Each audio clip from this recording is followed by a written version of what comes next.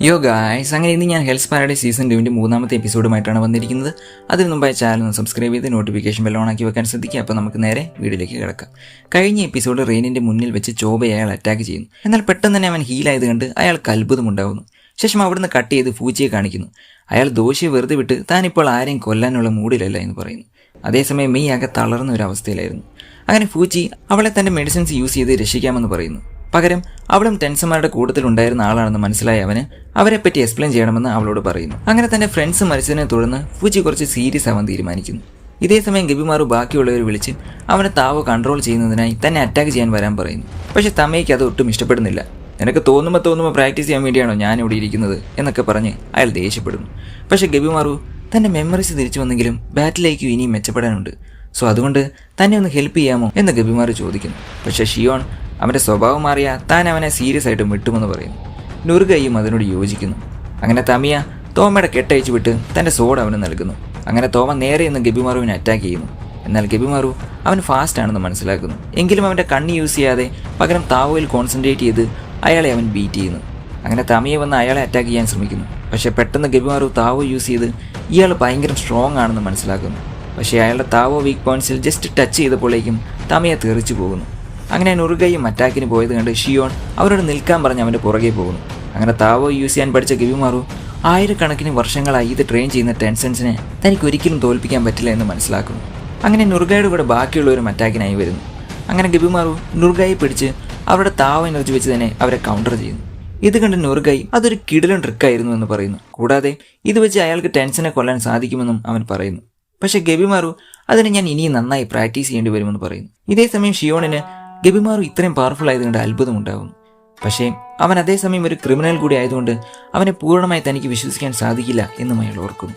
പക്ഷെ ഷിയോൺ അവൻ്റെ അടുത്ത് നിന്ന് അവനോട് പറയുന്നു, ഗബിമാറു, താവോ എന്നതൊന്നല്ല, അത് പലതരത്തിലുണ്ട്. അവ കറക്റ്റായി യൂസ് ചെയ്യാൻ പഠിച്ചാൽ നമുക്ക് ചിലപ്പോൾ ടെൻഷൻസിനെ കൊല്ലാൻ സാധിച്ചേക്കും. ഗബിമാറു അത് കേട്ട് ഞെട്ടുന്നു. അതേസമയം തോമ അവൻ്റെ ചേട്ടനെ സഹായിക്കാൻ താൻ ഇനിയും സ്ട്രോങ്ങർ ആവണമെന്ന് മനസ്സിലാക്കി തമിയോട് തന്നെ ട്രെയിൻ ചെയ്യാമോ എന്ന് അപേക്ഷിക്കുന്നു. പക്ഷെ തമിയ, ഒരു കൊള്ളക്കാരനെ ഞാൻ വിശ്വസിക്കുമെന്ന് നിനക്ക് തോന്നുന്നുണ്ടോ എന്ന് ചോദിക്കുന്നു. അപ്പോഴേക്കും തോമ അവന് വർഷങ്ങളായി വളർത്തിക്കൊണ്ടിരുന്ന അവൻ്റെ സുന്ദരമായി മുടി ആ വാള് കൊണ്ട് മുറിച്ച് കളയുന്നു.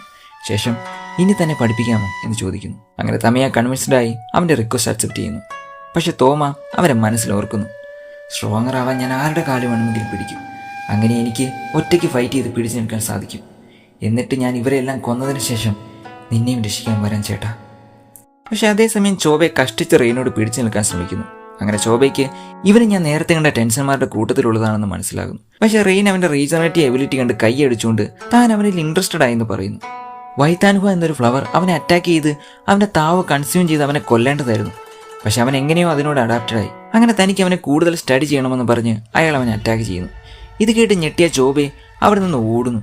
പക്ഷേ തനിക്ക് ഇനിയും രക്ഷപ്പെടാൻ കഴിയില്ല എന്ന് മനസ്സിലാക്കിയ അവൻ നേരെ തൻ താവോ അൺലോക്ക് ചെയ്യുന്നു. അങ്ങനെ അവൻ അയാളെ അറ്റാക്ക് ചെയ്യാൻ ശ്രമിക്കുന്നു. ഇത് കണ്ട് റെയിൻ കൂടുതൽ അട്രാക്റ്റഡ് ആവുന്നു. അങ്ങനെ പെട്ടെന്ന് തന്നെ ചോബയും അവനെ അറ്റാക്ക് ചെയ്ത് അയാളെ പീസാക്കുന്നു. പക്ഷേ അധികം താമസിയാതെ തന്നെ ഒരുപാട് റെയിൻമാർ അങ്ങോട്ടേക്ക് വരുന്നു.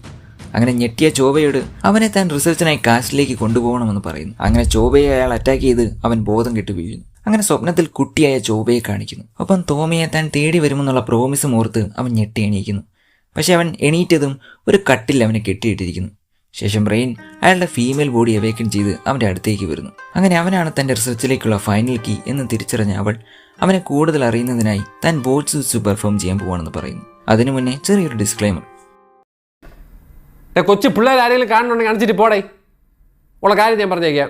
അടച്ചോ, ഇപ്പം നിർത്തിക്കോ. ഞാൻ നിർത്തി വെച്ചേക്കണത്. കഴിഞ്ഞു പോ പോ പോ പോ പോ പോ പോ പോ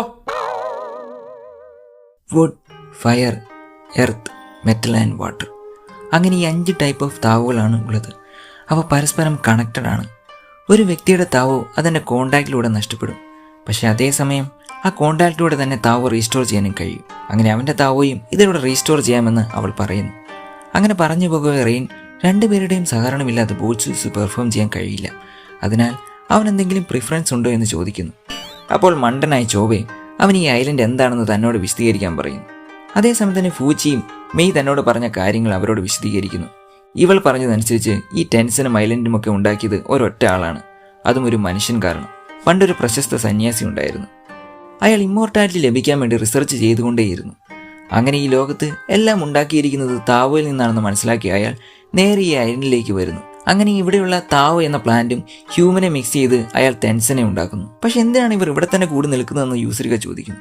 അപ്പോൾ ഫൂച്ചി താവോയിസത്തിൽ ബ്രീത്തിങ്ങിലൂടെയും മെഡിറ്റേഷനിലൂടെയും ഇമ്മോർട്ടാലിറ്റി വരിക്കുന്ന പ്രാക്ടീസ് ഉണ്ട്. അതിനെ നൈറ്റാൻഹു എന്നാണ് വിളിക്കുന്നത്. പക്ഷേ ഇങ്ങനെ ഒരു ഫിസിക്കൽ ട്രേഡ്സോ ട്രെയിനിങ്ങോ അങ്ങനെ ഒന്നും ആവശ്യമില്ലാതെ ആർക്ക് വേണമെങ്കിലും ഇമ്മോർട്ടാലിറ്റി കൈവരിക്കാൻ സഹായിക്കുന്ന ഒന്നുണ്ട്. അതായത് ഈ അമൃതൊക്കെ പോലെ അവ കഴിച്ചാൽ നമ്മൾ ഇമ്മോർട്ടലാവും. ഇതിനെയാണ് ഗൈത്താൻഹു എന്ന് വിളിക്കുന്നത്. അതുണ്ടാക്കാനാണ് അവർ ശ്രമിക്കുന്നത്. അപ്പോൾ ഇത് കേട്ട് ഞെട്ടിയ സഗരിയും യൂസരിയും അപ്പോൾ എലിക്സർ ഓഫ് ലൈഫ് ശരിക്കുമുണ്ടോ? ഉണ്ട്. പക്ഷെ അവ ഇപ്പോൾ അണ്ടർ ഡെവലപ്മെന്റിലാണെന്ന് പറയുന്നു. പക്ഷെ പകരം ടാൻ എന്നൊരു പ്രോട്ടോടൈപ്പിനെ ഇവർ ക്രിയേറ്റ് ചെയ്തിട്ടുണ്ട്. എന്നാൽ അതിൽ മനുഷ്യരുടെ താവോ കൺസ്യൂം ചെയ്താണ് അവർ ജീവിക്കുന്നത്. അങ്ങനെയാണ് ടെൻസൻസും താവോ യൂസ് ചെയ്ത് അവരുടെ ലൈഫ് എക്സ്റ്റെൻഡ് ആക്കി ജീവിക്കുന്നത്. പക്ഷേ ഒരു ബിഗ് എമൗണ്ട് ഓഫ് താവോ ഇവർ ഒറ്റയടിക്ക് യൂസ് ചെയ്താൽ ഇവർ പെട്ടെന്ന് തന്നെ മരിച്ചു പോകും. അതാണ് ഇപ്പോൾ മെയ്ക്ക് സംഭവിച്ചുകൊണ്ടിരിക്കുന്നതെന്ന് ഫൂച്ചി പറഞ്ഞു വെക്കുന്നു. പക്ഷേ ഈ അമൃത് ഇവർ കണ്ടുപിടിച്ചിട്ട് എന്താണ് ചെയ്യാൻ പോകുന്നതെന്ന് യൂസറിക ചോദിച്ചപ്പോൾ മെയ്സാൻ തനിക്കറിയില്ല, അത് ഗ്രാൻഡ് മാസ്റ്റർ ഷീഫുവിനെ അറിയൂ. അപ്പോൾ ആരാണ് ഈ ഷീഫു എന്ന് ചോദിച്ചപ്പോൾ അതാണ് ആ സന്യാസിയുടെ പേര്. ക്വീൻ ഡൈനാസ്റ്റി ജീവിച്ചിരുന്ന ഫസ്റ്റ് എംപറിനെ ഇയാൾ സേവിച്ചിരുന്നു.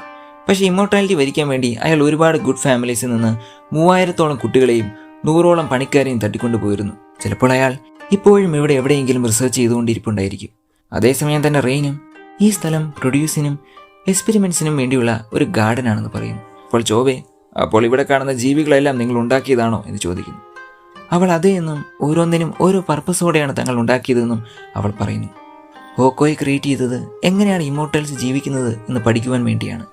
സോഷ്യനുകൾ ഹോക്കോയ്ക്ക് താവോയിസം എന്താണെന്ന് പഠിപ്പിച്ചു കൊടുക്കും. അതുപോലെ തന്നെ ഞങ്ങളും അയാളുടെ ക്രിയേഷൻസ് ആണ്. ഈ ലോകത്ത് എല്ലായിടത്തും താവോ എനർജി ഉണ്ട്. അതുകൊണ്ട് ഞങ്ങൾ ഈ ലോകം മുഴുവനും എലിക്സർ ഓഫ് ലൈഫ് ആക്കി മാറ്റാൻ പോവുകയാണ്. അതിന് ചോബയുടെ എബിലിറ്റിയും തങ്ങൾക്ക് അത്യാവശ്യമാണെന്ന് അവർ പറയുന്നു. പക്ഷെ ചോബെ ആദ്യമൊന്ന് ഹെസിറ്റേറ്റ് ചെയ്തെങ്കിലും അവൻ്റെ അനിയനെ ഓർത്ത് അയാൾ അതിന് സമ്മതിക്കുന്നു.